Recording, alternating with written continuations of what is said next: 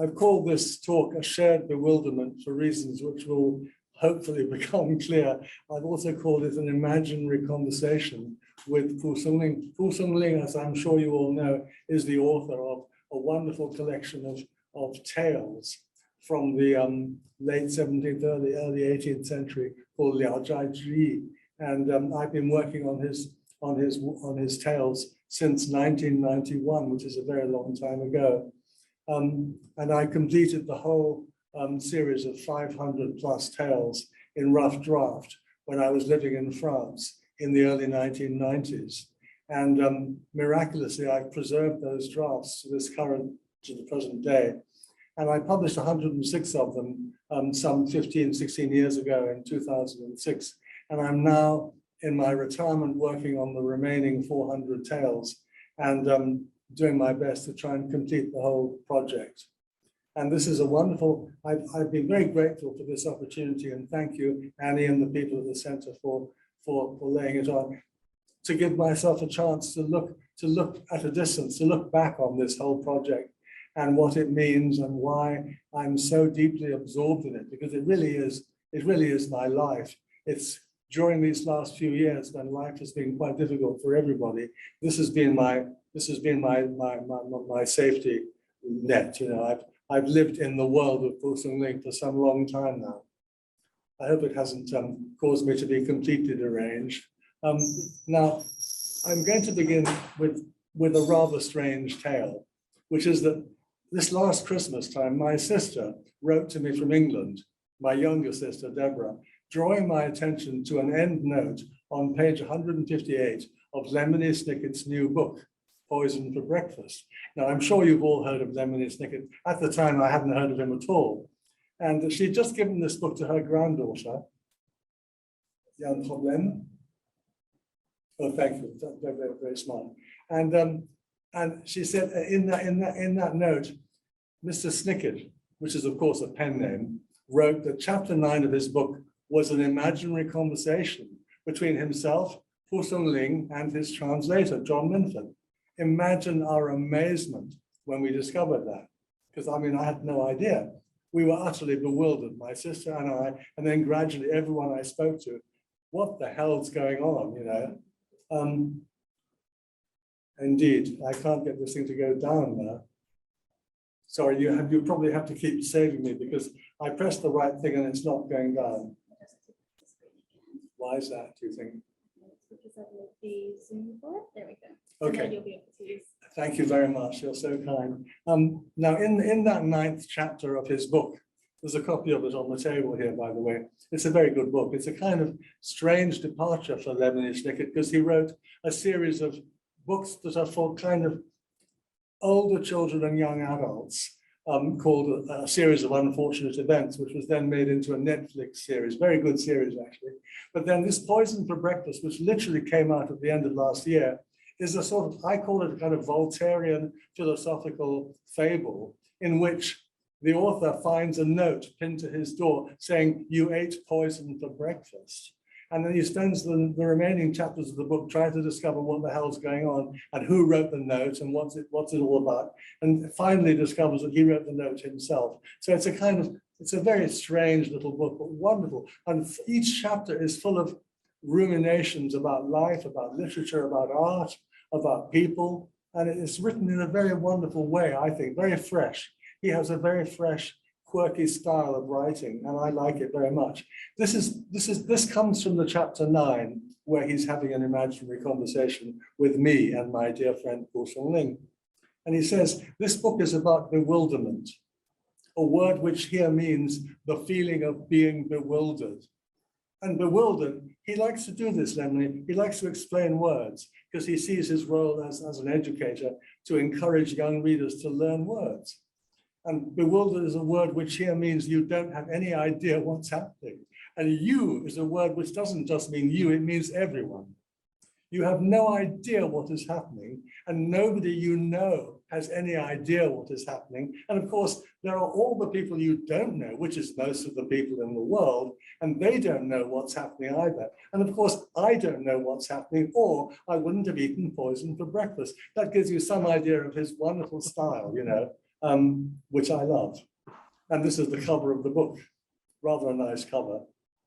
And this is one of his more popular books. This is the first of the series of unfortunate events called The Bad Beginning. I thought I'd put it at the beginning because probably it's a bad beginning to me as well. And those are the three Baudelaire children. You see, he deliberately called them Baudelaire because he's a great admirer of the wonderful French poet Baudelaire. And there's lots of little things like that scattered throughout his books, where he very discreetly drops in references to Shakespeare, Milton, whatever it is, but without making a big deal of it. Now, I'm sure I don't have any idea what's happening. I am utterly bewildered. That's me. Today, I want to share that feeling of bewilderment. That's why I've called it a shared bewilderment, and say thank you to Lemony Snicket for drawing the attention of his millions of readers, 80 million of them, across the world to this wonderful old Chinese classic, Liao Zhai. Now, of course, imaginary conversations are a very old idea. I mean, they go back to Plato and the Socratic dialogues, they go back to Confucius and the Lunyu, and of course, to the wonderful Shishuo Xinyu, in which there are some wonderful conversations which are more or less imaginary. And I've given a typical example from probably the most famous book entitled Imaginary Conversations by Walter Savage Landor in the early 19th century, which is an imaginary conversation that he writes between the Italian poet Petrarch and his friend, the storyteller and scholar, Boccaccio. I'm not going to read that whole thing because we just haven't got time, or I won't get to the end before this evening. And that's a typical cover. There's the wonderful Walter Savage Landor with a great hairstyle, and Petrarch, of course, and Boccaccio. And this is part of their conversation. I like the way it begins with Petrarch saying to Boccaccio, "Let us continue our walk," because they're walking, you see, in a garden, which is exactly what I'm going to do in my imaginary conversation. So rather than get stuck on that, we'll carry on. So I'm welcoming you all to my garden, and I'm welcoming Songling as well. He's a very dear friend of mine. I've lived with him now for over 30 years. And this is me talking. Can we move this picture of me off the screen slightly, because it's kind of interfering with my, you know how to do that? That's better, yeah. Now it's gone all together. Yes. Okay, I don't mind. So this is me. When it says JM, that's ça c'est moi. And when it says PSL, that's Songling. How very nice to meet you again like this, my old friend, the hermit of Willow Spring. That's one of his how, you see. A warm welcome to my little garden of winding paths, which I named after the original garden of old master Yu Yue in Suzhou. I visited that garden 3 years ago.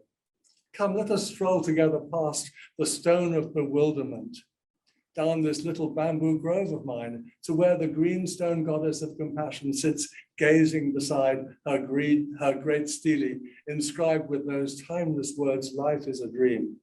We are indeed strolling in a dream. This is, of course, a reference to Mudan Ting, the great dream of the imagination, the great dream of literature. This is what I call the stone of bewilderment, which will be familiar to some of you, and I'll talk a bit about that later. And this is the carved signboard of the entrance to my little garden. This is a real garden, actually, which I created during the lockdown period. And that just says Xiao Qiyuan. I deliberately used very, very antique characters to create the right sort of feeling. And that's the entrance. So here's how today's strange tale begins. That's the path leading into my garden. You see the bamboos there? They have grown absolutely brilliantly over the past few months.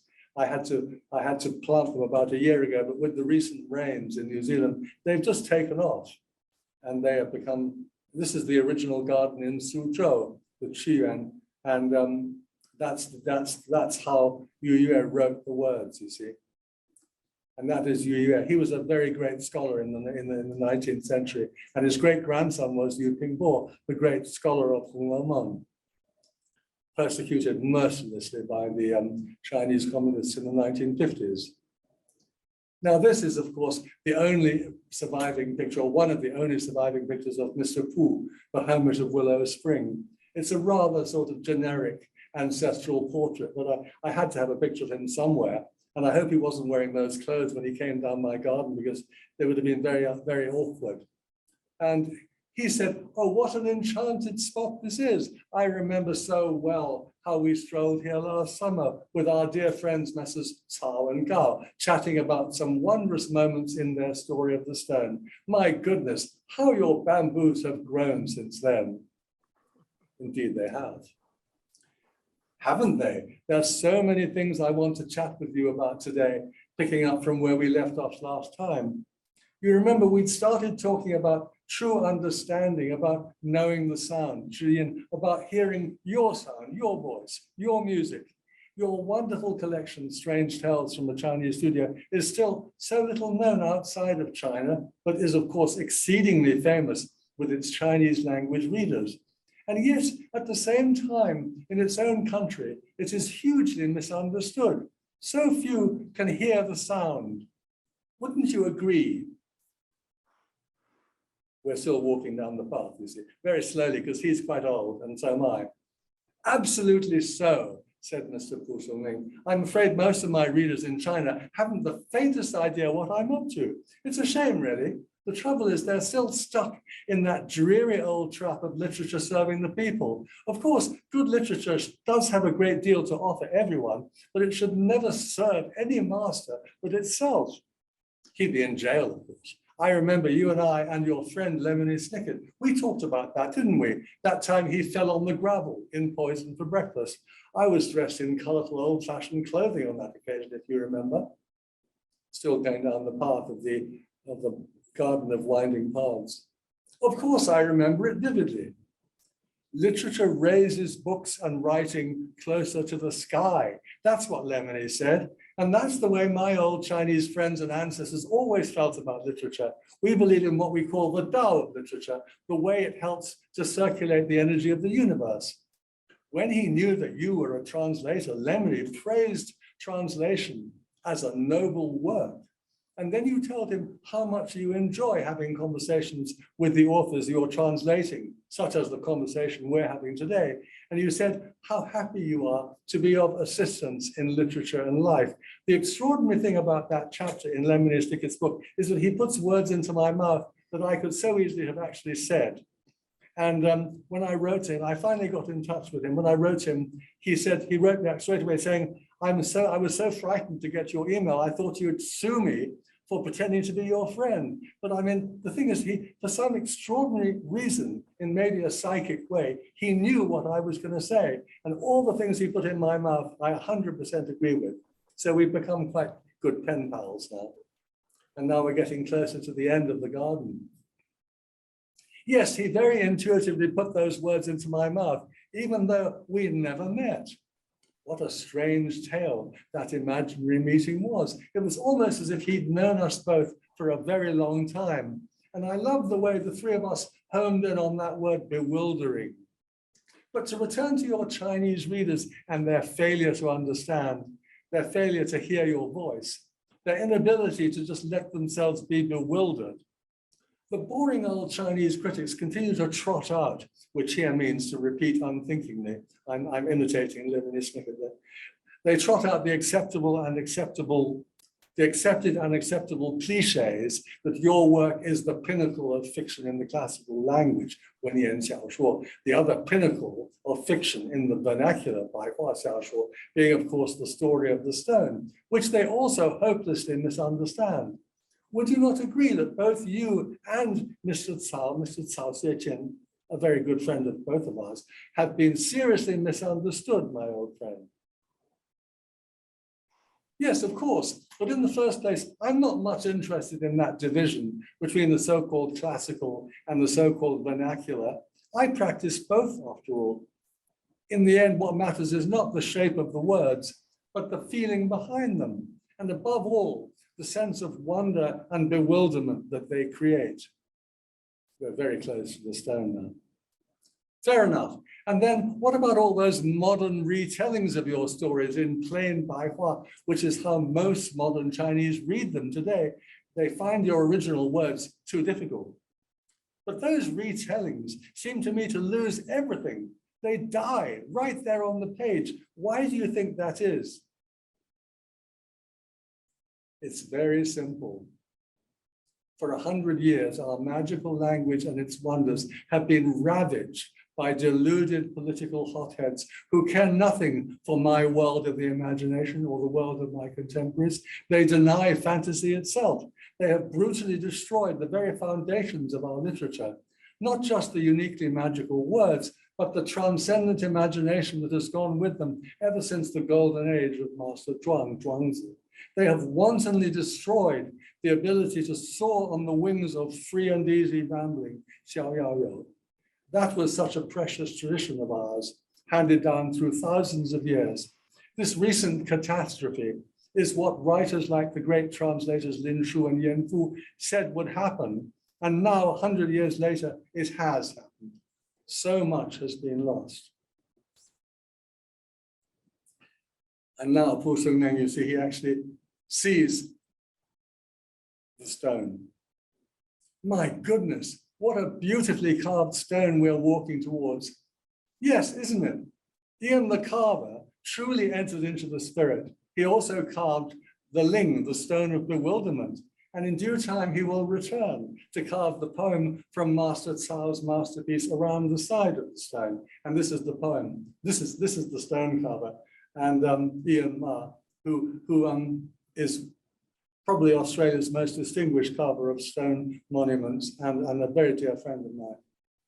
And this is the poem. I can't read the top line, sorry. Let's have a look. Why waste? Thank you. Oh yeah, why waste this floating life in fret and toil? The happiest revelers must finally say goodbye. Today and yesterday are but one dream, sorrow and joy, mere shreds of vanity. Mock not the anguish of love's folly. Mock not these silly girlish tears. Each word you read was penned in blood, bitter fruit of 10 most painful years. This is a poem that's in one of the manuscripts of Roman, not written by Cao himself probably, but by somebody else. I love the poem very much. And now we're not moving down again. I don't understand it. I mean, normally it just goes down, but now for some reason it won't. I know. There we are. There's the Chinese anyway. I don't have time to stop. And it's a very simple poem, but I give it to you here because it relates to that lovely stone that simply says, Fu Sheng Yi Meng, this floating light is a dream.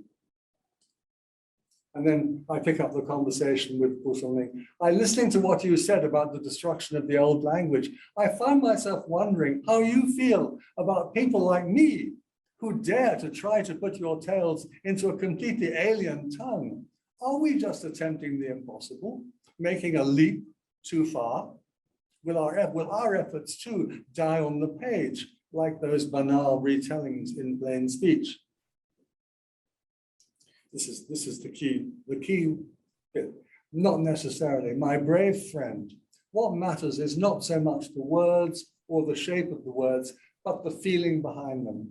And above all, the sense of bewilderment that they create. If you translators can feel that sense of bewilderment and can share it, then there is still hope.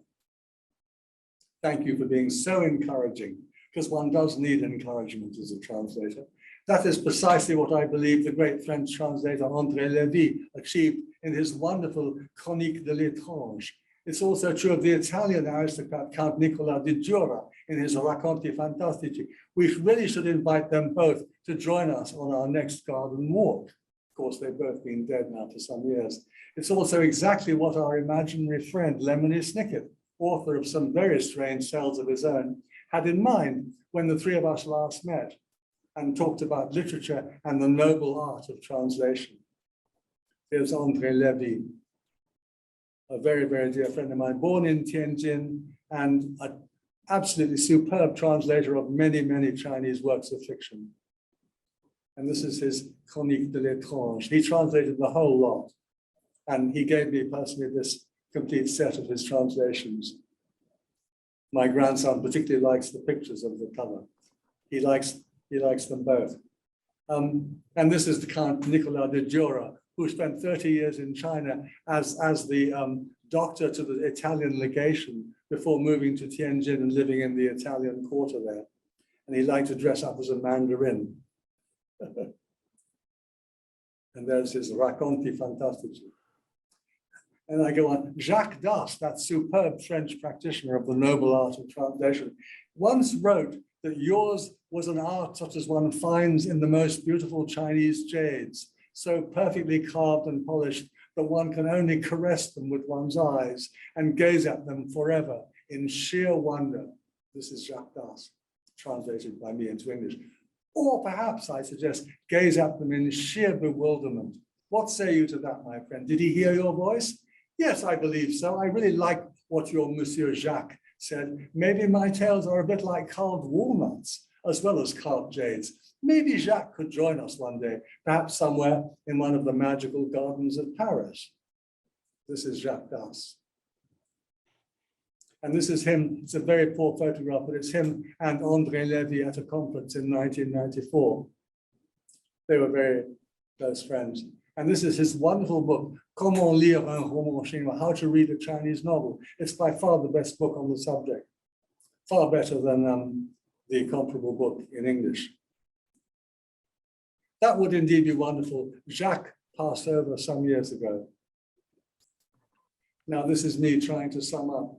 The way I see it is this.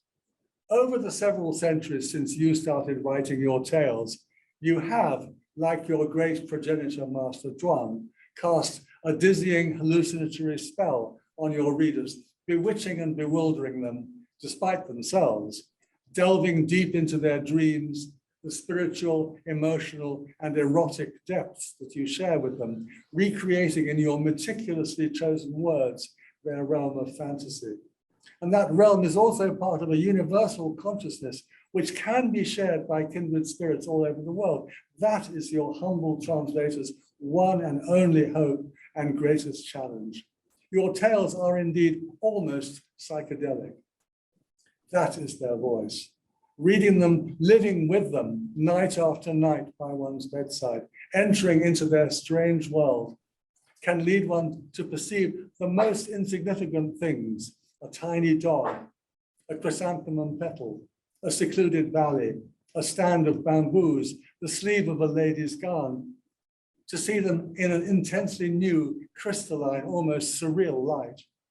But to be able to do so, in order to breathe your rarefied air, one must come to the reading, having first cleansed the doors of perception. Then and only then, in the words of our own Taoist visionary William Blake, will everything appear to man as it is, infinite. Whereas to the benighted eyes of the closed up reader, again William Blake's words, all things are only seen partially through the narrow chinks of his cavern. And I can't see the last line again, but I know what it says. You're really, let's try. You're really too kind. You claim too much. I was just having a bit of fun. And so are we, just having our bit of fun when we read them. But what magnificent fun it is. As I see it, today's readers of your tales, and all the more so your devoted translators, must above all strive to share your fun, to excavate life from these difficult, sometimes riddling texts of yours, to shake off the dreary constraints of literary and political theory and ideology, both Western and Chinese, and embrace instead the naked truth, often entertaining, sometimes shocking, of these passionate encounters of yours with bewitching courtesans, tender-hearted foxes, beguiling flower spirits, and haunting ghosts. Wouldn't you agree that this is what we must constantly seek out? Life itself, love itself. We must strive to burn with that gem-like flame. That's, of course, Walter Pater. Songling. Of course, as that painter Henning, a good friend of yours, once said, there is just life and more life, and literature is simply part of it. Yes, yours were no silly chocolate box romances, no trivialities to be toyed with. They were and are still part of life, of your life, and of ours, of the life of the like-minded spirits around you. You were wringing these tales from the depths of your innermost soul, weren't you? Yes, I suppose I was, for 40 long years, for the greater part of my life. I just couldn't put them down. I kept playing with them. I loved them so much. I should very much like to meet up with that lemony friend of yours again. We do seem to have such a lot in common, a shared belief in bewilderment. And wouldn't it be marvelous, as you suggested, if we could invite André and Didura and Jacques to join the three of us for our next stroll in the garden? Imagine that. Lemony wrote his quirky series of unfortunate events in plain modern English, whereas you chose for yours a very difficult and exclusive language, an eloquent, witty, and allusive form of classical Chinese. In other words, your tales were not for the people, were they? They weren't for the common reader at all. Of course they weren't. I was pleasing myself and my small circle of friends, not the man in the street. Another great friend we really should include in our future free and easy ramblings is Yaroslav Prushek, who turned some of your tales into Czech many years ago. He knew your sound and he wrote well about its spell. And these are the words of Prushek, a very great man. The way Songling looked at the world, everything became a fairy tale in his mind. Everything he imagined came to life. The frontiers between the world of man and the world of creatures of nature disappeared. He hinted at something mysterious behind every apparently natural and simple phenomenon. He flooded the whole of life with an air of inexplicable but unlimited possibilities. I like that. In other words, what he's saying is, what Prushek was saying is, the frontier separating the two worlds, the natural and the supernatural, is so transparent, the transitions between them so effortless, that the reader of your tales willingly inhabits both worlds at once and finds the experience enchanting, delightfully haunting. Can I get rid of this thing at the bottom? No.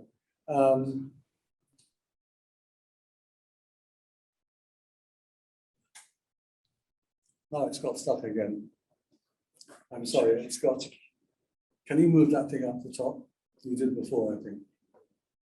Yeah. And I want, but that's okay up there because there's no writing up there. And now that the up and down isn't working either. No, I want to go up. That's it. Again. Okay. The reader of your tales willingly inhabits both worlds at once and finds the experience enchanting, delightfully haunting, and exhilarating. This is Yaroslav Prushek, who was completely destroyed by the communists after the Prague Spring.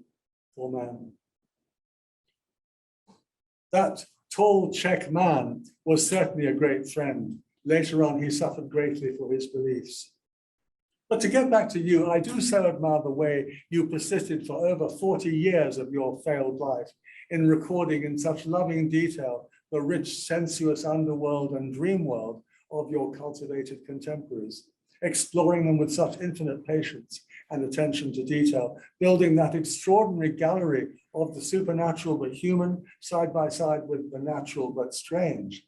Yes, I know you also observed with a critical eye and made devastating fun of some of the more appalling and bizarre examples of human frailty and evil around you, but you were primarily not a social critic, nor were you primarily a humorist, were you?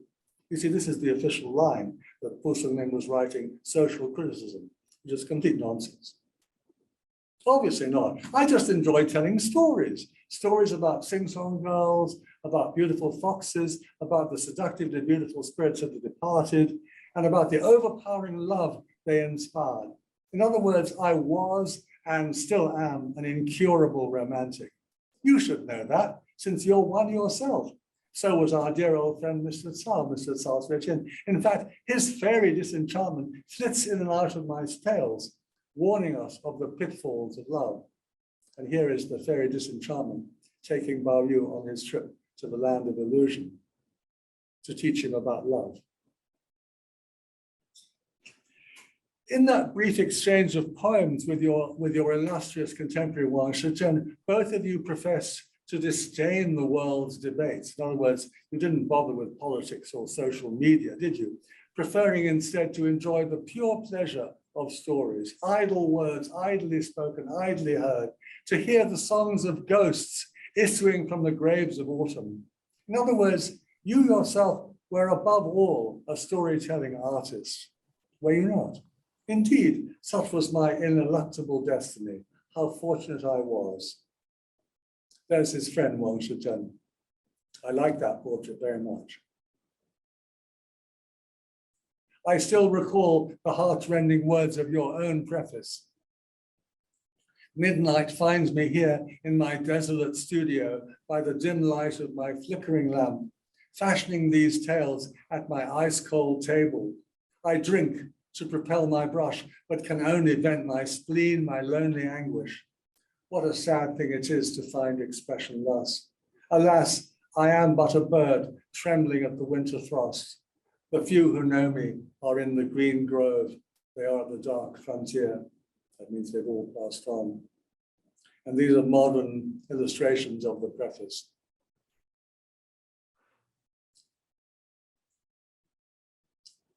And this is the original manuscript of that preface. We're very fortunate to have half of the stories in the original manuscript of Bu himself, which is more than we have for Hong Raman. We have none of Charles Witten's original manuscripts. We just have transcriptions by other people. But with Bu Songling, we actually have half of the complete tales in his own hand. So you were a visionary and a poet, an unstoppable poet. I have all 4 thick volumes of your verse in my suitcase. In that same rhapsodic preface, you see yourself in the romantic lineage of the shaman poet Xu Yuan, of the supreme Taoist raconteur, Master Zhuan, and of the weird and ghostly late Tang poet Modi Li He. These masters were your spiritual ancestors, am I right? Yes, I wrote as much in my preface, as you rightly say. Even now, I dream of them all the time. And in my dreams, I'm also loved by countless beautiful foxes. I dream of beauties of all kinds from all the ages, the filles de joie from every demi-monde. I dream of beauty in all its forms. Why? In Shanghai, not so very long ago, my very dear friend Wang Tao, incorrigible frequenter of every flower house in that city, paid me the compliment of writing his own strange tales in my style. He should certainly be invited to join us to one of these strolls. This is Wang Tao. But I could talk about him for another couple of hours, but I won't. And these are some of his tales. And now I've just indulged myself with a few pictures to illustrate what Bu Songling was talking about his love of beauty of all kinds. And this is a wonderful still from the movie Hai Shanghua by the Taiwan director Hou Xiaoxian, which is the most extraordinarily beautiful series of tableaus, really, of a Shanghai sing-song house in the 1880s, 1890s. And this is also from that same film, which captures, I think, more than any other movie, the atmosphere of that environment. And these are just popular images from the Shanghai demi-monde of the 1920s, which I think are very delightful, and which Bu Songling, I think, would have enjoyed looking at as well. The wonderful Shanghai that was destroyed as Hong Kong is being destroyed today. And this, of course, is from the Hong Kong movie Rouge with Leslie Cheung and Anita Moy. Again, the first half of this film is set in a Hong Kong sing-song house and is, I think, the best part of the film. And this is just one still from that amazing movie. The 2 icons of Hong Kong culture, Leslie and Anita, who died within a matter of a very short space of time from each other. I was in Hong Kong when they died. The whole city was in mourning for ages. So you were chronicling love. You were seeking a music, an authentic music that is what it is for reasons of its own. You were venting your spleen. Such was your serious intent. Such was your deeply human inspiration. And just a couple of pictures of Chinese music here. That music of yours was so well understood by our early commentator friends, like the wonderful Feng Zhenwan, who wrote, Read these tales properly and they will make you brave. Grasp their spirit and you will be strong. So really, this is a man writing in the early 19th century who understood the tales better than anyone. And he knew that the real essence of the Liaozhai was not this silly stuff that gets repeated again and again and again. It was actually a very, very strong medicine. And you had to be brave. You became brave by reading them. And I go on, I'd love to invite Mr. Feng to join us later today. Maybe he's about to walk in through the door. He knows what we're rambling on about. I'm quite sure. In this modern world with its noisy motor cars roaring past us all the time, if we're to stand a chance of being bewildered anew by your tales, of opening the doors of perception and hearing the music of your irrepressible transports, of your unbridled folly, your wild words, these are all from the preface, Pushenling's own preface, then surely we must follow in the footsteps of those old commentators such as Feng. Absolutely. What other way is there? Those men truly understood what I was doing. They knew my soul. They lived the same life. They knew how to live. They knew how to read. Their doors of perception were well and truly opened. They were enlightened. They were inspired. They had the spirit. This is also in my garden. Luckily for us, in recent times, Mr. Zhang Youhe saved these commentators from oblivion in his life's work, which is this edition of Liaozhai. I've got a volume of it there. In this book of his, we can read their words and learn from them the art of reading their dufa. And this is rather a bad photograph. It's the only one I could find of Zhang Youhe, who was not an academic at all. He worked in the publishing house. He worked in Zhonghua Shuju in Peking, and he was saved from the academic world and was thus able to edit the best book on Liaozhai. And this is the cover. And these are some of the pages. You see, he reproduces all the old commentators, all the best ones in interlinear. It's a labor of love. His work is absolutely superb. And without it, we would really have trouble reading these stories. And this is another page from Pu Xingling's own manuscript, which is referred to by Zhang Youhe in his wonderful Variorum edition, and another early commentated edition. Perhaps we should call theirs the art of bewilderment, the only rule. That's what Lemony Snicket says.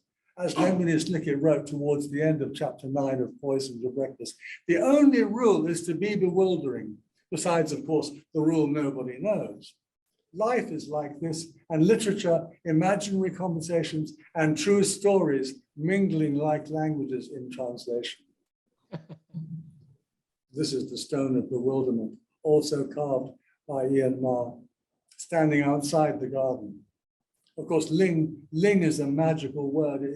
It captures everything, and I've called it now the stone of bewilderment. So until our next imaginary symposium, to which we hope to invite all of our friends to gather once again among the bamboos and chat about your strange tales, farewell. Farewell. And that's the end of my imaginary conversation with Pu Songling. I'm going to just have a drink of water, if you don't mind, if I can get there. Thank you so much. Thank you.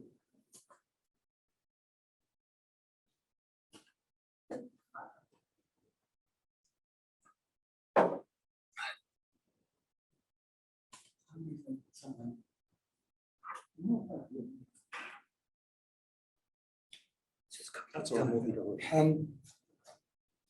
Right, so that's the end of my imaginary conversation with Pu Songling. And now, with the rest of the time available, I want to first of all just show you some pictures because you've heard my voice too much, and I've just collected some lovely images from. Some of them are not from Pu Songling's stories at all. They're from a contemporary of his from a group of painters called the Yangzhou Baguai, the 8 eccentrics of Yangzhou. And just to give you an idea that in the 18th century, in the world of art, in the visual world, there were also people trying to capture the weird, trying to capture the strange. And this wonderful Law Pim's painting, Gui Chu, the ghost entertainment, it's usually called, is an example of this. And here are some of the paintings. You hardly believe these were classical Chinese paintings. They're so. It won't go down again. What's the matter? Oh yes, thank you. I mean, this is one of Lord Pym's amazing paintings. Somebody ought to try and do an animated film based on these paintings. They're absolutely incredible. There's, some writer looking up, sitting by a tree, looking out at the creatures of his imagination. I mean, absolutely extraordinary. There's a very, very good documentary about this on YouTube. I would highly recommend it to you.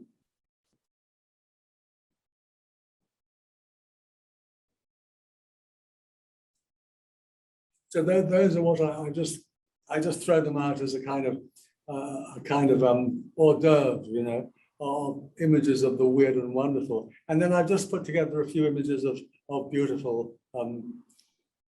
more conventional ones, beginning with that one, and then the less conventional. These are now illustrations from what is probably the most famous of Songling's stories, The Painted Skin, which comes in my first book. And these are quite extraordinary. Some of them are amazing. This is, of course, it's been made into many, many films. This is one of the contemporary films, one of the posters for a contemporary film. And then these are more traditional illustrations. Just to give you an idea, I'm not going to spend much time on this.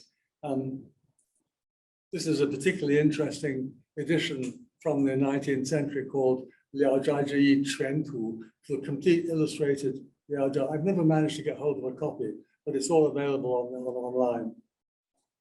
And very clever illustrations, actually. This is when the man, in his semi-dreaming state, sees a whole kind of host of miniature people in his room.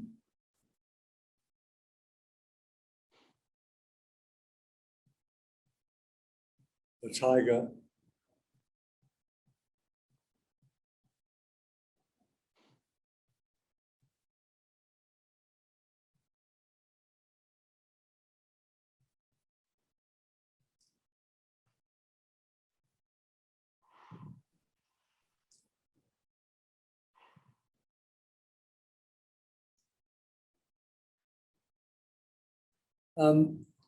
So that really brings me to the end of the PowerPoint. And now I'm going to do something to conclude, which is to share with you some of the stories that I'm currently translating, which have still not been published. And I suppose I'd better do it up here, hadn't I? I can't do it down there. That's a shame. Okay, thank you, Annie. Yeah. I can use it. I've got the right glasses on. Thank you. Now, I was planning to share a lot more stories, but time is not, unfortunately. So I'm going to just share with you 4 stories. They're each of them in a way typical of a certain type of Liao Zhai story. I mean, I have to say, I take this opportunity of saying, I think this man is a true genius. I think he has been gravely misunderstood. I remember in 2005, I was in my house in France, and my dear father-in-law, David Hawkes, was staying, and I received the page proofs of my Liao Zhai book. Yes, we better have something happening here. Okay, that's right. I received the page proofs of my Liao Zhai translation, and I gave them to David. I said, would you mind reading the proofs?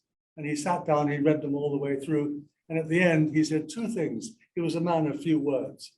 He said, John, I've never understood why these stories were so special before. Thank you very much. I was so happy when he said that. He also said, John, this is your best work. And he was not a man given to praise. So obviously, I took those words to heart. And since then, I haven't been able to separate myself from this amazing work. And it is truly a work of genius. It's often put down side by side with 2 other collections, one by the poet Yuan Mei, What the Master Didn't Speak About, and one by Ji Xiaolan, the Yue Cao Tan Bi Ji. But if you compare it with those, it's in a different league. those are written in a kind of quite plain classical Chinese, and they're very sort of one-dimensional. I mean, Pu Songling's stories are, as Jacques Dard said, they're like carved ivories. They're superb examples of the art of writing in Chinese. I mean, I can't think of anything like them at all in the entire history of Chinese. And in that respect, they are a bit like Hong Lao-meng. I mean, he died in the year that Cao Cui was probably born, in 1715.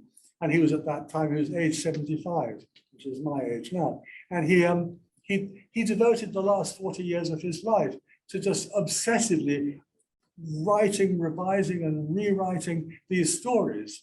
And he wouldn't let go of them, you know. He wrote the first preface for the book way back in like 1679 or something ridiculous. But I mean, he wrote the preface long before he'd finished writing the stories. And the preface is very revealing. He was obviously agonizing over these stories. And he uses words that, you know, most people simply don't know, you know. They were very, very carefully chosen. And they're written in a very, very poetic form. And the trouble is that the modern line is that he was, you know, criticizing the shortcomings of the feudal blah, blah, blah, blah, blah, which is obviously nothing to do with the truth at all. He was writing extraordinary works of poetic imagination and fantasy, and they delve deeply into emotional truth. He's writing about real human experience, and that's what makes them so demanding and so rewarding to work on. Anyway, I've chosen 4 stories, and I'm just gonna talk about them very briefly as a kind of little amuse-bouche, you see. And the first one is called Blue Phoenix, Qing Feng. It's a lovely story. It's a relatively simple one. I mean, it's just about a young man who falls in love with a fox, you know. As my dear friend, who I think is looking on there from somewhere, he sent me the Liao Zhai dictionary from Japan many years ago, and he simply inscribed it to John, look out for foxes, which I think is so nice. And he's somewhere up there looking in, I think. And, you know, because he knows the dangers. And of course, one has to look out for them. And also one has to be willing to be bewildered by them, because these represent an immortal thread in the whole of Chinese culture, which I won't go into at great length. But I mean, this story, Qing Feng Blue Phoenix, is a simple story about a young man who goes to live in a dilapidated mansion that belongs to his family, and nobody will live there because they say it's haunted by foxes. So he goes in there and he sort of makes himself a little studio on the ground floor where they're always doing this, you know, these young men, they go there thinking they'll read books and study for the exams, and then they end up being seduced by some amazingly beautiful fox spirit or ghost or whatever, sing-song girl, and that's what it's all about. And in this case, Pu Songlin, he lays it down from the very beginning by saying this was a free spirit. This young man was known to be a free spirit. He was a bit of a wild one, you know. He liked to go to parties and stuff, and he wasn't afraid. So he went and lived in this haunted mansion, and almost straight away he heard sounds upstairs, and the people were partying. So he went up there and he found the whole family, an old man and blah, blah, blah, blah, blah. And he said, "What are you doing in my house?" And they said, "What are you doing in our house?" He said, "No, excuse me, it's my house, and you're the intruders here." Anyway, one thing leads to another, and eventually the young girl comes up. She's about 15, and she's devastatingly beautiful, and he's in love with her in like 5 seconds. And then the whole story unwinds, and eventually it becomes apparent that her whole family are a bunch of foxes. And of course, they disappear. And then the father, or the uncle actually, gets caught in a hunting accident, and the girl, who he hasn't seen for a while, comes and begs him to save her uncle from death, you see, because he's been captured by these hunters. And of course he does. And anyway, it ends very happily. They all move in together, and his wife says, "Okay, I don't mind," you know. And the wives are always terribly understanding in Liao Zhai stories. In Hua Pi, the painted skin, the wife, you know, who in my opinion should tell her husband to bugger off, you know, because he's been seduced by this girl on the street. But I mean, no, the wife is always very loyal and understanding and so on, because of course they had to be, because they had to cope with endless numbers of concubines, and it was accepted practice that the husband would go and spend several evenings a week in the local sing-song house, and that was the scene. That was how life worked. And in this story, it ends happily ever after. And the whole Fox family moves into the house, and they have a sort of ménage à cinq, whereas they all live together. And it's a lovely story, not a complicated one. Now, the other one is a lot more complicated. It's called in Chinese, Xiangyu, the fragrant jade. And I've called it Fragrant Jade and Crimson Snow. Now, this is a more complex and most wonderful story. Again, a young man who goes to study in a monastery on the slopes of Laoshan. You know, I've been up there. That is the fabled haunt of all the immortals. You know, and he goes to study in this monastery, and he's sitting in his little room. It's a Taoist monastery, by the way, and he looks out into the garden, into the monastery gardens, and he sees a beautiful lady in white, sort of flitting past, and then shortly afterwards he sees a lady in red. So there's a lady in a white dress, a lady in a red dress. Anyway, to cut a long story short, which is a bad idea, but I mean I have to in the present circumstances, they turn out to be the spirits of flowers. One's a peony and the other is a camellia. And he establishes a wonderful ménage with these two beautiful women who are actually the flower spirits, where the peony spirit becomes his lover and is a very sensuous and you know, intoxicating lady, and the other one becomes his friend. So he has this triangular relationship where one is the lover, the other is the friend, and then it's a very long story. They write poems to each other, they sing songs, they have lots of little jokes, and it's delightful. And then, of course, things go wrong. One of the peony gets dug up by somebody, the camellia, and he gets involved in trying to save them, you know. And then of course he has a relationship with the spectre of the peony, the spirit of the flower. And in the end, again, there's a kind of there's a sense of predestination, of course, in most of these stories. And many of the stories in Liao Zhai, they go across incarnations. For example, the very famous story, which is in my first collection, called Lian Xiang, Lotus Fragrance, crosses over at least 2 incarnations in order to reach its final conclusion. And that, of course, was absolutely standard understanding in the culture of those days. You didn't just think that who you were with, that it was like a one-off thing. No way. It was obviously there was obviously a reincarnation, there was future incarnation, there was karma, there was death. These were just things you took for granted. And of course, that's what's so interesting, is that he took these things for granted because they were part of the fabric of his society, as were things like bound feet, for example. I mean, there is never a story in the whole of Liao Zhai which treats bound feet as something strange, because it was not considered to be strange. It was considered to be normal. And you just take it for granted that these lovely ladies are tottering along on bound feet, and that's the way it was. So this is the accepted normality. And yet on top of that, he builds this extraordinary structure of the unusual, the strange. So anyway, that's Fragrant Jade and Crimson Snow. That'll be in my the second collection, which will be entitled More Strange Tales, rather predictably.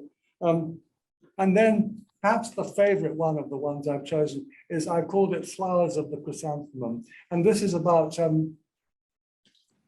man who's a chrysanthemum lover. I suppose we'd say today a chrysanthemum fancier, and he likes to collect rare varieties of chrysanthemum. And he meets a man in Nanking. He lives north, but he meets a man in Nanking who's also a chrysanthemum fancier, and has a very beautiful sister. Anyway, he invites them both, these two people with whom he has a shared love of chrysanthemums, he invites them to come and live in his house, because he's got like a cottage and a spare courtyard, and they move in. And gradually they establish a relationship. And at first it's just a sort of, you know, oh, don't you like my new variety? It's called silver wasps or whatever, you know. Oh yes, could I have a cutting, please? I'd like to put it in my garden. And it's on that level. But gradually, as time goes by, as the story progresses, to cut a long story short again, it turns out that these two people are actually chrysanthemum spirits. They're not like chrysanthemums, they are chrysanthemums. They are actually chrysanthemums. They're alive and well and chrysanthemums. And he gradually realizes this as the story progresses. He also falls in love with the sister. They get married. And then the man and his sister who are living in the cottage start up a chrysanthemum business, tending chrysanthemums and selling them. They have a little market stall outside their house. And then towards the end, the male chrysanthemum spirit, although we don't know yet he is, reveals that he is a very heavy drinker. He likes to drink a lot. I mean, great jars full of stuff. And he gets friendly with one of the main guy. His name's Ma. One of his friends is also a heavy drinker. And then on one of their drinking bouts, he falls over and he collapses onto the ground of the garden.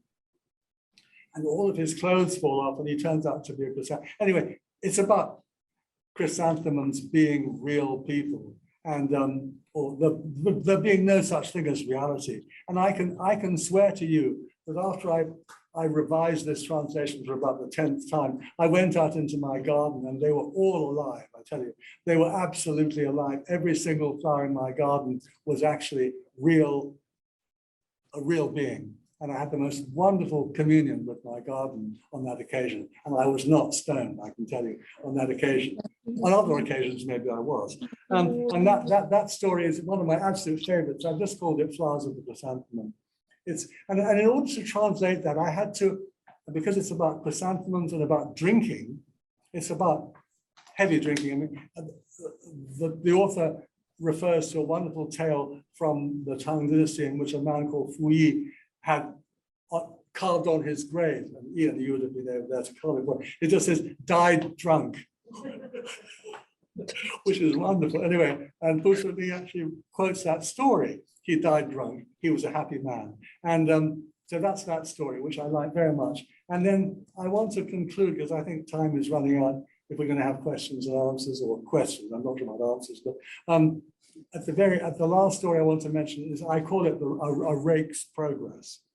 And this is quite a shocking story, because the man was incredibly versatile. He could write a tender love story. He could write a really freaky story about short things about weird things happening. And then he could write a devastating characterization of what we would call today a true libertine. I mean, this is a man who, a spoiled brat, basically, who grew up in a pampered household, a pampered child. He slept with every maid in the household. That literally says that he slept with every woman in the house. And then he went off on his kind of grand tour of China, wanting to visit every single house in the country to explore every beauty and so on and so forth. And so far so good, except that it all goes bad. It really goes very, very bad, because he ends up sleeping with a sing-song girl who actually turns out to be his daughter, because she was the daughter of one of the maids in the house. So he's having, an incestuous relationship. And then he also falls in love with a man who's a female impersonator in the theater. And that's also incestuous and bad. So I mean, he ends up digging his own grave, basically. And it's a very moving, but totally unmoralistic portrayal of a libertine, what you'd call a Chinese libertine, and beautifully characterized and told with great compassion. I mean, he's not having a go at this guy. He's just saying, this is what happened.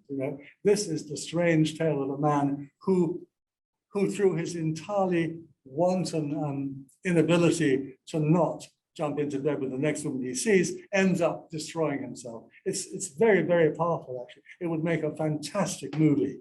And it's a wonderful tale. It's a difficult one to translate, but I mean, they're all difficult to translate, actually, because you don't want to slip into the kind of, dippy kind of chocolate box mode. You want it to be, as I try to say in this imaginary conversation, you want it to be strong, you want it to be truthful, you want it to be raw and about life, which is what it is. And in the end, I come back to this word bewilderment, because it's such a great word that Lemony Snicket chooses as the essence of literature, to be bewildered, to remain open to the sense of bewilderment at every moment of the day. To have, that's why I mentioned the doors of perception. In order to understand these tales, we have to try to recapture the spirit of bewilderment.